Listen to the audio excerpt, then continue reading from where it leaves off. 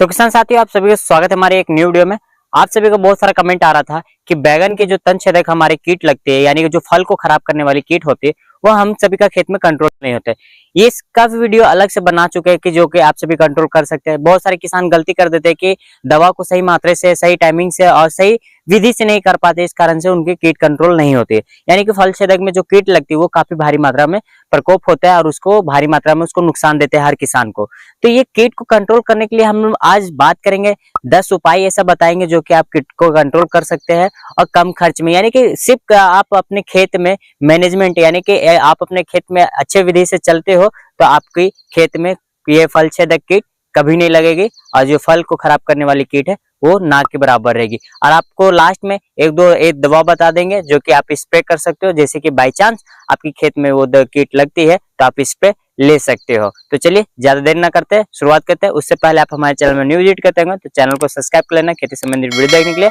और बैगन की फसल के पहले की वीडियो भी हम बना चुके हैं, बैगन की खेती भी की तो आप वो वीडियो देख सकते हैं और उस वीडियो से समझ सकते हैं कि कौन कौन दवा हम तन छेदक और फल छेदक के लिए दे सकते हैं। तो दोस्तों पहला टॉपिक का बात करेंगे, ऐसे हम लोग 10 टॉपिक आज कवर करने वाले हैं। तो 10 टॉपिक में आज हम पहला टॉपिक कवर करने वाले। तो पहला टॉपिक में क्या है कि जैसे कि बैगन की खेती एक किसान करता है या बैगन के ट्रांसप्लांट करते हैं, तो उससे आपको लगाने के बाद यानी कि 30 या 35 दिन के बाद में जो पहला खाद आप डालते हो, तो पहला खाद में क्या किसान क्या करता है कि सिर्फ डीएपी, यूरिया और बाकी एनपीके वगैरह खाद तो इस्तेमाल करते हैं, पर उनके साथ जो फल छेदक यानी कि जो इल्लियों के प्रकोप को कंट्रोल करने के लिए डालना चाहिए वो नहीं डालते।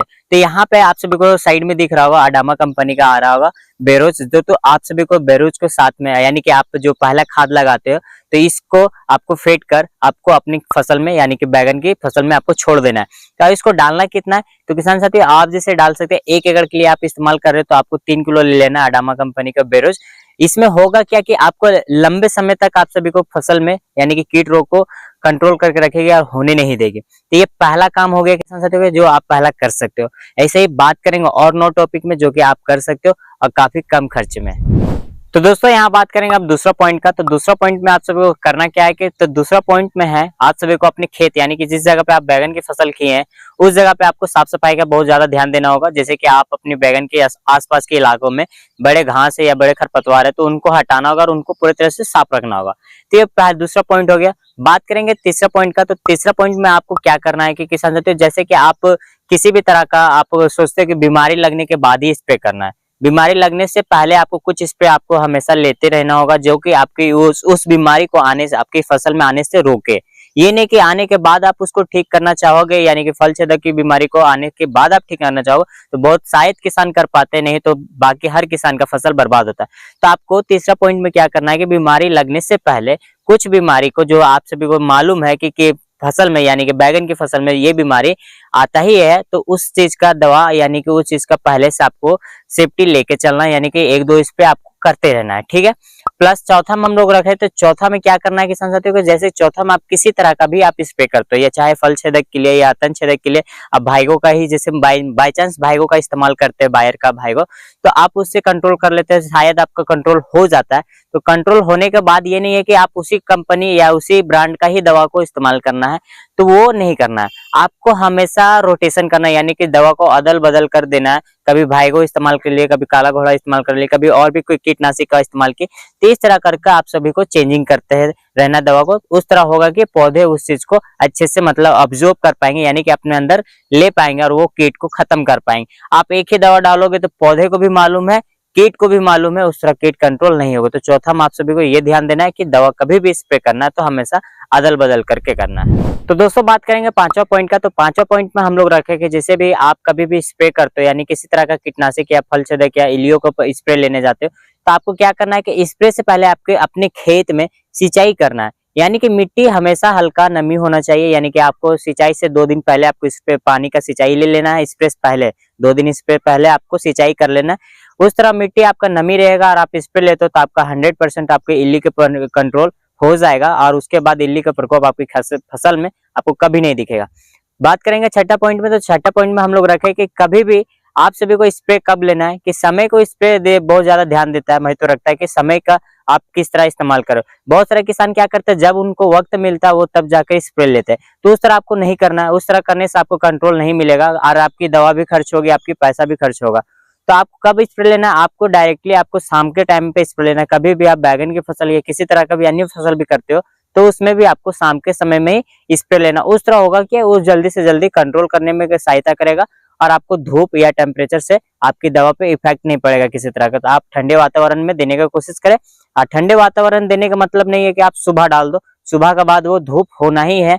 तो आपको हमेशा ध्यान रखना है कि आपको शाम के वक्त में आपको स्प्रे लेना है। उस तरह होगा कि शाम का वक्त में आप स्प्रे लोगे तो उसके बाद वो तो रात होगा, रात भर में अच्छे से काम करेगा दवा, और फिर आपको सुबह तक में रिजल्ट आपको आपकी फसल में दिखना चालू हो जाए।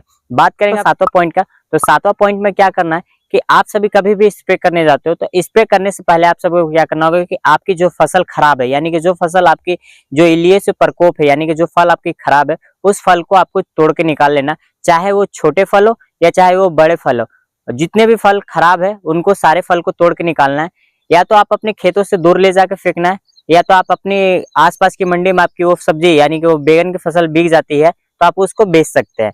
फेंकना जरूरी नहीं है, आप बेच भी सकते हो या तो आप फेंक भी सकते हो, पर खेत से दूर फेंकना, ले जाकर खेत के सामने नहीं। उसके बाद आपको क्या करना है कि स्प्रे लेना है। ये सातवां पॉइंट हो गया।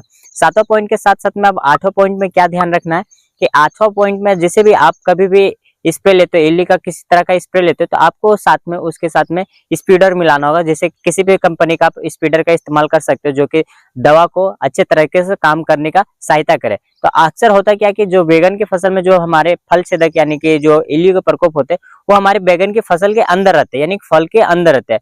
तो उस तरह स्पीडर जैसे आप मिलाते तो वो ज्यादा बेहतर काम करेगी और जल्द से जल्द रिजल्ट देगी और आपको 100% कंट्रोल करके देगी फसल, यानी कि जो बीमारी रहती है वो 100% खत्म हो जाएगी। बात करेंगे आठवां से, अब नौवां में जाएंगे। तो 9 नंबर में आपको क्या करना है कि 9 नंबर में आप सभी को हमेशा ध्यान में रखना है कि आप अपने फसल के आसपास या किसी भी तरह के आपकी फसल के आसपास कोई और भी फसल बैगन की खेती की है तो एक चीज को गौर करना है कि कभी भी आप स्प्रे जैसे लेते हो तो उनका भी स्प्रे साथ साथ के समय में ही ले तो ज्यादा बेहतर रहेगा। ऐसा तो अक्सर नहीं होता है क्योंकि वो कब स्प्रे लेंगे अगला किसान पता नहीं, आप कब लोगे उनको नहीं पता। तो कोशिश करना है कि वो जब स्प्रे ले तो आपको भी तुरंत स्प्रे ले लेना है। ऐसे में होगा क्या कि वो जब वहां पे स्प्रे लेंगे तो आपकी खेत में उनकी खेत से बीमारी उठ के इधर नहीं आएगी, क्योंकि ये बीमारी फैलती भी है। तो इस चीज को आप ध्यान देना है कि आसपास और भी कहीं बैगन की फसल है तो आपको दोनों को मतलब एक संतुलन बना के चलना है स्प्रे को लेकर। तीसरा 10वां पॉइंट में क्या है कि 10वां पॉइंट में आप कभी भी आप इल्ली का प्रकोप के लिए स्प्रे करते हो तो आपको साथ साथ में एक व्हाइट मक्खी यानी कि सफेद मक्खी का आपको दवा फेंट लेना है। सफेद मक्खी का भी दवा आपको हमेशा डाल के देना है, क्योंकि सफेद मक्खी से भी आप सभी को ये इल्ली का प्रकोप और बाकी और भी अन्य बीमारी को आने में सहायता करते। तो आपको सफेद मक्खी का भी कंट्रोल करने के लिए आपको वो डालना होगा दवा 10वां पॉइंट में।